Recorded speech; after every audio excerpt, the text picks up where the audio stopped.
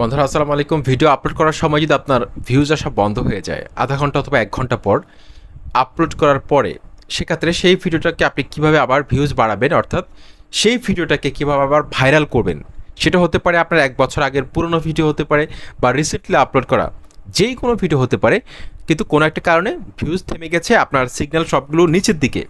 সেক্ষেত্রে সেই ভিডিওটাকে আপনি কীভাবে আবার ভাইরাল করবেন, আজকের এই ভিডিওতে চমৎকার একটা ট্রিক্স আপনাদের সাথে শেয়ার করবো। আশা করছি সম্পূর্ণ ভিডিওটি দেখলে আপনি অনেক কিছু শিখতে পারবেন, আপনার ভিডিওর মধ্যে আপনি ভিউজ বাড়াতে পারবেন। এখানে স্ক্রিনে আপনারা একটা চ্যানেল দেখতে পাচ্ছেন, ইউটিউবার বানাই। এটা আমার আরেকটা চ্যানেল। এই চ্যানেলে কিন্তু আমি মাঝে মাঝে লাইভে আসবো। চ্যানেল চেক করার জন্য আপনার এই চ্যানেলটিকে সাবস্ক্রাইব করে বেল আইকনে ক্লিক করে থাকবেন। এই চ্যানেলের মধ্যে কিন্তু আমি লাইভে আসবো, এমনকি এই চ্যানেলের মধ্যে কিন্তু ইউটিউব টিপস অ্যান্ড ট্রিক্স নিয়ে প্রতিদিন ভিডিও ছাড়া হয়। আপনারা এই চ্যানেলটাকে প্লিজ সাবস্ক্রাইব করবেন যারা আমার ভিডিও দেখতে পছন্দ করেন। তো এখানে আমার যে সিগন্যালগুলো দেখতে পাচ্ছেন, এই ভিডিওটার মধ্যে র্যাঙ্কিং বাই ভিউজ কিন্তু 1 নাম্বারে রয়েছে। তো আপনার ভিডিওটা হয়তো র্যাঙ্কিং বাই ভিউজ 8, 9, 7 এরকম রয়েছে, যার কারণে আপনার ভিডিওটা র্যাঙ্ক করছে না। তারপরে এখানে ইমপ্রেশন ক্লিক থ্রু রেট দেখতে পাচ্ছেন 8.3%। আপনার হয়তো ইমপ্রেশন ক্লিক থ্রু রেট 1%, 2%, 3%, এরকম 5%-এর নিচে যদি ইমপ্রেশন ক্লিক থ্রু রেট থাকে, তাহলে সেই ভিডিওটার কিন্তু থাম্বনেল অতটা ভালো হয়নি, এটা কিন্তু নিশ্চিতভাবে বলা যায়। এখন আমার এই ভিডিওটা আমি গতকালকে আপলোড করেছিলাম। আপলোড করার 1 ঘন্টা পর আমি চেক করে দেখলাম যে খুবই খারাপ অবস্থা, প্রত্যেকটা সিগন্যাল কিন্তু নিচের দিকে রয়েছে। আমি একদম হতাশ হয়ে গেলাম যে আসলে কী করা যায়, ভিডিওটার মধ্যে আসলে কী করা যায়, সিগন্যালগুলো নিচের দিকে কেন। তখন আমি এই ভিডিওটার অ্যানালিটিক্সগুলো চেক করলাম যে আমার র্যাঙ্কিং বাই ভিউজ কত নম্বর রয়েছে, তারপরে ইমপ্রেশন ক্লিক থ্রু রেটের কী অবস্থা, ইমপ্রেশন কতগুলো এসেছে, সবগুলো আমি চেক করে দেখলাম আসলে প্রবলেমটা কোথায়। তারপর আমি ফাইন্ড আউট করলাম প্রবলেমটা, এমনকি সেটা কীভাবে কাজটা করলাম সেটা এখন আপনাদের সাথে শেয়ার করব। প্রথমত ভিডিওর মধ্যে ক্লিক করবেন। ভিডিওর মধ্যে ক্লিক করে দেওয়ার পর এখান থেকে আমরা অ্যানালিটিক্সের মধ্যে ক্লিক করব। অ্যানালিটিক্সের মধ্যে ক্লিক করার পর আমি এখানে এই যে রিচের মধ্যে ক্লিক করব। রিচের মধ্যে ক্লিক করে দেওয়ার পর এখানে দেখতে পাচ্ছেন 15,900 ইমপ্রেশন কিন্তু আমার এই ভিডিওতে এসেছে। কিন্তু ভিডিওটা যখন ছাড়ি আধা ঘন্টা 1 ঘন্টা পর কিন্তু ইমপ্রেশন অবস্থা খুবই খারাপ ছিল, তেমন একটা ইমপ্রেশন আসেনি। ওকে, তারপর আমি দেখতে পাচ্ছেন যে এখানে সিগন্যালটা উপরের দিকে নিয়ে যাই ট্রিক্স খাটিয়ে। তারপর এখানে ইমপ্রেশন ক্লিক থ্রু রেট ছিল একদম খারাপ অবস্থা, ইমপ্রেশন ক্লিক থ্রু রেট ছিল 4%-এর মতো। তারপর আমি এখান থেকে বাড়িয়ে 8.3% করি। ঠিক আছে, এখন পর্যন্ত কিন্তু ভিডিওটা কিন্তু র্যাঙ্কে রয়েছে, এমনকি ভিডিওটার মধ্যে কিন্তু এখন ভিউজ আসতেছে। তো আপনাদের কিন্তু এই কাজটা কিন্তু করতে হবে। তো বন্ধুরা, প্রথমত আপনার কোনো ভিডিওর মধ্যে যদি ইমপ্রেশন ক্লিক থ্রু রেট যদি 5%-এর নিচে থাকে, ভিডিওটা পুরোনো ভিডিও হতে পারে, বা আপনার নতুন আপলোড করা কোনো একটা ভিডিওর মধ্যে যদি ভিউজটা এভাবে থেমে যায়, সেক্ষেত্রে আপনার অবশ্যই সেই ভিডিওটার আপনার থাম্বনেলটাকে চেঞ্জ করবেন। আমি কিন্তু আমার থাম্বনেলটাকে চেঞ্জ করে দিয়েছিলাম। প্রথমে যে থাম্বনেলটা আমি দিয়েছিলাম সেই থাম্বনেলটা কিন্তু অতটা প্রফেশনাল হয়নি, যার কারণে অডিয়েন্সরা ক্লিক করেনি। কিন্তু আমার ভিডিওটা কিন্তু ভালো।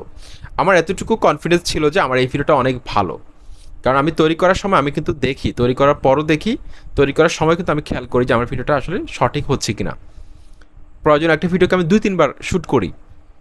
ঠিক আছে, তো এখন থাম্বনেল যদি খারাপ হয়, সেক্ষেত্রে ভিডিও ভালো থাকা সত্ত্বেও কিন্তু অডিয়েন্সের কাছে পৌঁছবে না।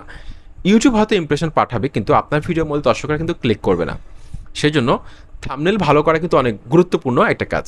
তো আপনাকে থাম্বনেল চেঞ্জ করতে হবে, পাশাপাশি আপনাকে টাইটেলটাকে একটু চেঞ্জ করে দিতে হবে।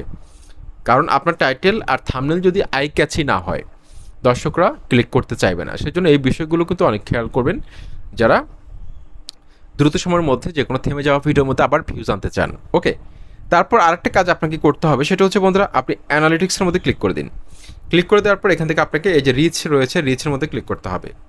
রিচ সেকশনের মধ্যে আপনি ক্লিক করে দেবেন। ক্লিক করে দেওয়ার পর পেজটা একটু উপরের দিকে তুলবেন। তারপর এখানে দেখুন একটা লেখা রয়েছে ইউটিউব সার্চ টার্মস। এখানে কিন্তু আমরা কিছু কিওয়ার্ড দেখতে পাচ্ছি। ক্লিক করলাম, এখানে কিন্তু কিছু কিওয়ার্ড কিন্তু রয়েছে। এই কিওয়ার্ডগুলো আপনাকে একটা স্ক্রিনশট নিতে হবে। অনেকের বেশি থাকবে, অনেকের কম থাকবে। তবে এই কিওয়ার্ডগুলো কিন্তু সবার শো করবে না। অনেকে এই ধরনের কমেন্ট আমার ভিডিওর মধ্যে করে যে আমার কিওয়ার্ডগুলো শো করছে না। তো এগুলো কেন শো করছে না সেটাও কিন্তু আমি এখন বলবো। দেখুন, এগুলো শো না করার একটা কারণ রয়েছে। যেমন ধরুন, আপনার চ্যানেলটা যদি একদম নতুন হয়, আজকে খুলেছেন, সেক্ষেত্রে আপনার এখানে কোনো ধরনের কিওয়ার্ড বা ডেটা শো করবে না। বা আপনার ভিডিওর মধ্যে ভিউজ রয়েছে 1টা অথবা 2টা, প্রত্যেকটা ভিডিওর মধ্যে আপনার কোনো ধরনের কিওয়ার্ড শো করবে না।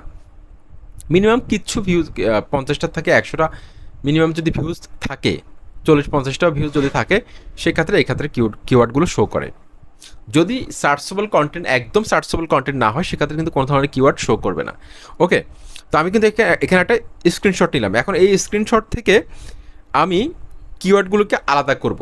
সেটা কীভাবে করবেন সেটা দেখাচ্ছি। আপনাকে একটা অ্যাপস নামাতে হবে, টেক্সট স্ক্যানার। এই অ্যাপসটা আপনি প্লে স্টোরে পাবেন। এই অ্যাপসটার মধ্যে প্রথমত আপনি ক্লিক করবেন। ক্লিক করার পর এখানে অ্যালাউতে ক্লিক করলাম। এখন এখানে একটা গ্যালারির আইকন রয়েছে নিচে, এই যে দেখুন গ্যালারির আইকনটা, এটার মধ্যে আমি ক্লিক করব। গ্যালারির আইকনটার মধ্যে আমি ক্লিক করব, তারপর অ্যালাউ দিব। আমি এই যে গ্যালারি থেকে আমার স্ক্রিনশটটা নিয়ে আসবো, যে স্ক্রিনশটটা আমি কপি করেছিলাম। এই যে স্ক্রিনশটটা আমি গ্যালারি থেকে নিয়ে আসলাম। আসার পর এখানে আমি ক্রপের মধ্যে ক্লিক করবো, যে ক্রপ লেখা রয়েছে ক্রপে ক্লিক করলাম। এখন অতিরিক্ত যে অংশগুলো রয়েছে সেগুলো আমরা স্ক্রিনশট থেকে বাদ দিয়ে আমরা জাস্ট টেক্সটগুলো রাখবো। টেক্সটগুলো কিন্তু আমাদের ভিডিওতে আমরা বসাবো যাতে আমাদের ভিউজ বাড়ে। তো এখানে 4-5 থেকে আপনি এভাবে নিয়ে আসবেন। দেখুন আমি কিভাবে করতেছি। তবে এখানে অনেকগুলো কিওয়ার্ড থাকে যেগুলো আসলে আপনার ভিডিও রিলেটেড না, সেই ধরনের কিওয়ার্ডগুলোকে বাদ দিয়ে দিবেন, সেগুলোকে আপনার ভিডিওর মধ্যে ব্যবহার করার কোনো দরকার নেই। তারপরে এখান থেকে আমি ক্রপের মধ্যে ক্লিক করব। ক্লিক করে দেওয়ার পর এখান থেকে আমরা এই যে স্ক্যান লেখা রয়েছে স্ক্যানের মধ্যে আমি ক্লিক করব, স্ক্যানের মধ্যে ক্লিক করব। ওকে, তারপরে এখানে আমি ক্রসে ক্লিক করে দিব। দেখুন আমার কিন্তু টেক্সটগুলো কিন্তু আলাদা হয়ে গেছে। এখন আমি এগুলোকে কপি করবো, যে কপি আইকন রয়েছে উপরে, এখানে আমি কপি করলাম। কপি করার পর এই ভিডিওটার পেন্সিল আইকনে যাবো, অর্থাৎ এডিট সেকশনে যাবো। আমরা পেন্সিল আইকনে ক্লিক করব। ক্লিক করে দেওয়ার পর এখানে ডেসক্রিপশন বক্সের মধ্যে ক্লিক করব। ক্লিক করার পর আপনি দেখুন এখানে বেশ কিছু কিওয়ার্ডকে কিন্তু আমি একটা নিচে একটা বসিয়ে দিয়েছি, দেখতে পাচ্ছেন? এই কিওয়ার্ডগুলো কিন্তু আমি স্ক্রিনশট দেখে দেখে কিন্তু আমি এখানে বসিয়ে দিয়েছি। এবং ইউটিউবে যে সার্চ সেকশন রয়েছে সেখানে আমি কিন্তু অনেকগুলো কিওয়ার্ডকে খুঁজে বের করেছি আমার এই ভিডিও রিলেটেড, ঠিক আছে? এসইও করেছিলাম ভালোভাবে, সেই কিওয়ার্ডগুলোকে এখানে বসিয়ে দিচ্ছি যাতে করে দর্শকরা যেভাবে সার্চ করুক না কেন আমার এই ভিডিওটা যাতে তাদের সামনে ইউটিউব পাঠিয়ে দেয়, যাতে আমার এই ভিডিওটা কিন্তু দর্শকরা খুঁজে বের করে সার্চের মাধ্যমে, ঠিক আছে? ইউটিউব যদি ইমপ্রেশন কমও দিয়ে থাকে যাতে আমার এই ভিডিওটা দর্শকদের কাছে পৌঁছে যায়, সেই জন্য আমি সঠিকভাবে প্রত্যেকটা কিওয়ার্ডকে এই ভিডিও রিলেটেড আমার এই ভিডিওর ডেসক্রিপশন বক্সে অ্যাড করে দিয়েছি। সেক্ষেত্রে আপনারা ইউটিউব সার্চ টার্মসের কিওয়ার্ডগুলোকে অবশ্যই আপনার ভিডিওর এখানে ডেসক্রিপশন বক্সে বসিয়ে দিবেন। তারপর আরেকটা দেখুন, এখানে অনেকগুলো টাইটেল আপনারা দেখতে পাচ্ছেন, 1, 2, 3, 3টে টাইটেল আমি বসিয়েছি, যে টাইটেলগুলো হচ্ছে অন্য ইউটিউব চ্যানেলের টাইটেল, অন্য ইউটিউবারের ভিডিওর টাইটেল, ঠিক আছে? এখন আপনার এই ভিডিওটা যেই ক্যাটাগরির, ঠিক আছে, সেই এখানে অ্যানালিটিক্সের মধ্যে ক্লিক করবেন। ক্লিক করার পর এখানে রিচে ক্লিক করবেন।